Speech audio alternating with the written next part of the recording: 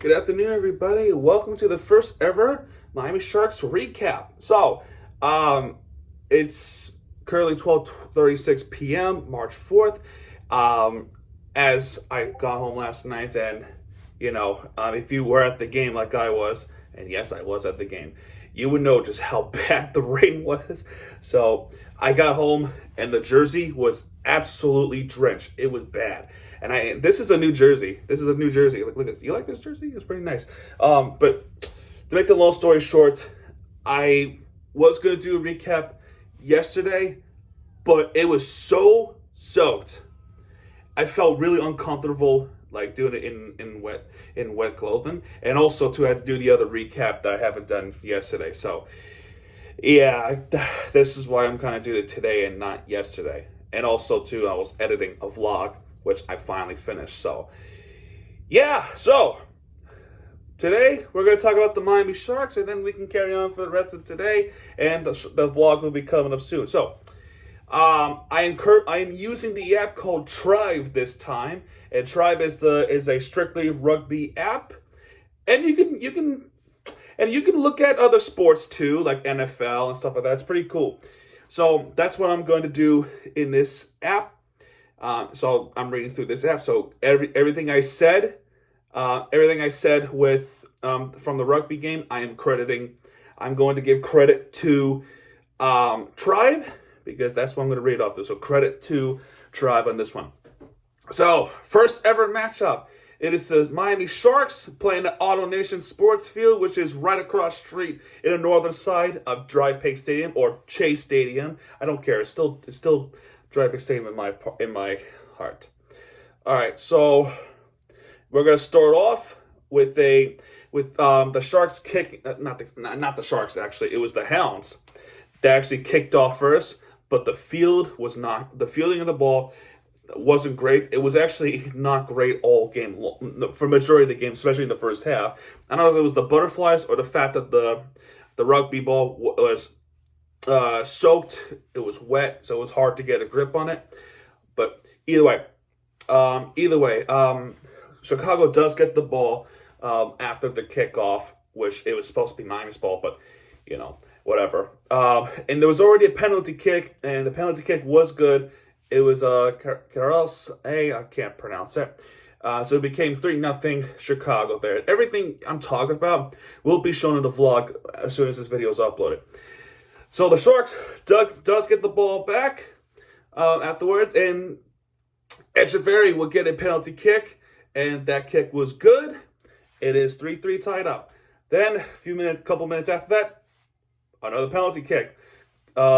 Carlos, I can't pronounce it right, does take the lead back for Chicago, and it is 3-6 Chicago at this point. Then another penalty kick for Miami. It's Echeverry again, which would end up being a tie game 6-6. Then 3 minutes after that, so for what I gathered from these rules, as I'm still not a rugby expert by any means, but basically what I gathered was, and where I said it was kind of hard to tell, basically in the mole of players, like this big circle trying to push through, I don't know whether or not a defender for the Miami Sharks was trying to do something illegal, meaning he was trying to, meaning it was hindering him for trying to push through or making an illegal tackle as the mole is going through, and because it's by the try line, I guess that's what happened. I couldn't tell for my part, so that's why I was kind of like, what the hell happened? So nobody scored the try other than it was just an automatic 7. It is a penalty try at the 19th minute, and it looked like it was Ardell who had gotten a yellow card from Miami. Was it Miami? I think Ardell's from Miami. I don't know. It might have been. Yeah, it might have been. So that really sucked. That really sucked. Oh, and it gets worse because it happened again. As we weren't playing good rugby good enough in the first half. We give up another penalty try. So it became 20-6 at the 30th minute. And Van Den Hoven gets their yellow card as well. Basic. I don't know what ended up happening. That's what I got from the Discord chat. Anyway, I have to look at it through the game itself, which I heard the commentary was shit, and they lacked the crowd noise. Which, by the way, if you watch the game from the Rugby Network, that's not how the crowd was. The crowd was much louder than that. It was nearly sold out. It was nearly sold out. It was a fantastic crowd yesterday. Fantastic crowd yesterday. Then in the 31st minute, Echeverry would get this penalty kick to make it 20-9, and that will be the halftime score, 20-9 halftime. All right, so Echeverry in the 47th minute freaking missed a drop goal. That was bad. I mean, I literally thought from my own eyes, one of them got a try. I literally thought, but they said they missed a drop goal. What is a drop? I don't know. I think the drop goal is when you're trying to kick the rugby ball as you're progressing down the field. Now I think about it, Echeverry did miss the drop goal, but there was something between, was it before or was it between the first ever thing I'm about to say, that they were trying to get the try, and I thought they did get a try, but the referee said foul at Miami. I don't know. But eventually, in the 49th minute, on the far side on the downfield, we do get a try. It was McNulty getting the first try ever for the Miami Sharks, and it would be 14-20, and it was 14-20. Echeverry converts a 2-point conversion, and we're only down by 4. So yes, it was pretty good.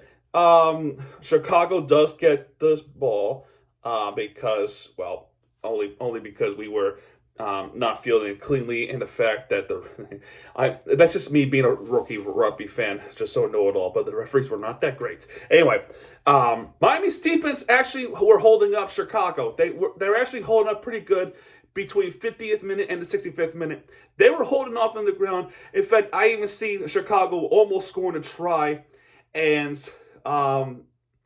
Miami's able to hold up. We got the ball back, and eventually we were able to get down the field. And Echeverry would get another penalty kick. We're down by 1 at this point, and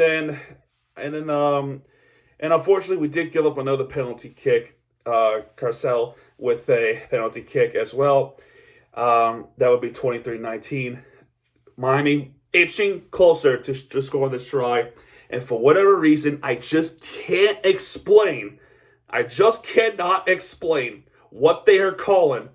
But they called something that turned the ball over to Chicago, and we lost the game because of it. I was confused as a rookie rugby fan, but I just want clarity. How do you call that?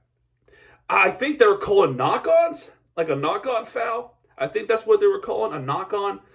But either way, that big moment, that big call lost us the game. And yes, we were inching at that try line.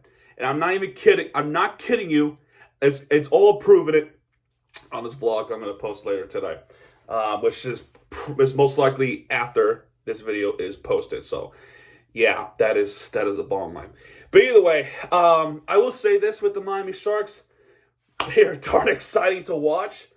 I had a great time at the game. I really did a good time at the game. Get settled in the league. They're going to get settled in more, get the butterflies off. And when they do eventually get settled in, they're going to win these games. Unfortunately, I couldn't witness it. I wanted to witness it so badly, but that's not how the world works. You can't have everything you would desire. You have to earn it. That's the bottom line. So here's some cool note before I end this off. Every Sunday game, they wear this color, pink. And I guess in the Saturday games, they're going to wear black. It's that black and some apps in the middle. Those are really nice jerseys. And that's a nice concept. In this, I feel like the branding of the Miami Sharks were excellent. People know the Sharks, and the crowd filled up. It was good. It was very good. Very good crowd last night. I enjoyed it. Even in the pouring rain, that people still came in. I felt the vibe going into a rugby game. It was awesome. It was absolutely awesome. But either way, guys, the Sharks lose this one, 23-19 to the Hounds. Their next game is a West Coast game against Seattle Seawolves. That's a tougher game, and that's going to be in Seattle, Washington. So let's see what happens in that one. And yeah, folks. So yeah, that's going to do it for this one. If you have enjoyed this video, hit the like button, subscribe for content, because Miami TVG guys are back. And what he does, hit me right there with your favorite thing you deserve. It's Miami TVG sign off, folks. Good night, everybody.